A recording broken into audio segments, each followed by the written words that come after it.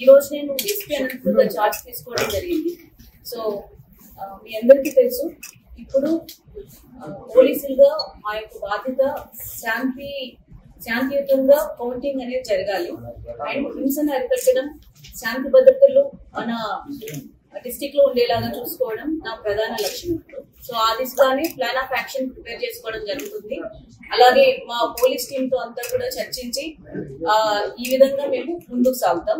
And we are confident that ఈ counting ఏదైతే ఉంటుందో ఆ సమయంలో ఎటువంటి హింసకు సావు లేకుండా జరుగుతుందని నేను గట్టిగా నమ్ముతున్నాను. Thank you very much. Schedule వచ్చిన తర్వాత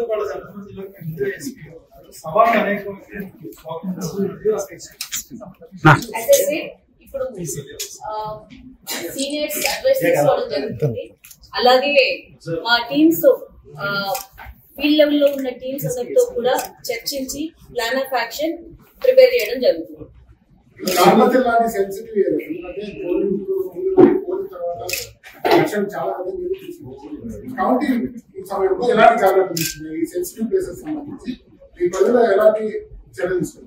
ఆల్రెడీ ఇప్పుడు స్ట్రాంగ్ రూమ్ కి మనం 3 టైర్ సెక్యూరిటీ అనేది ఏర్పాటు చేయడం జరిగింది ఎలక్షన్ కమిషన్ గైడ్ లైన్స్ అనుసరించి.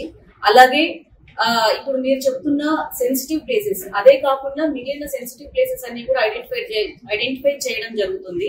ట్రబుల్ మాంగర్స్ ని ఐడెంటిఫై చేయడం జరుగుతుంది. అలాగే చట్టపరమైన చర్యలు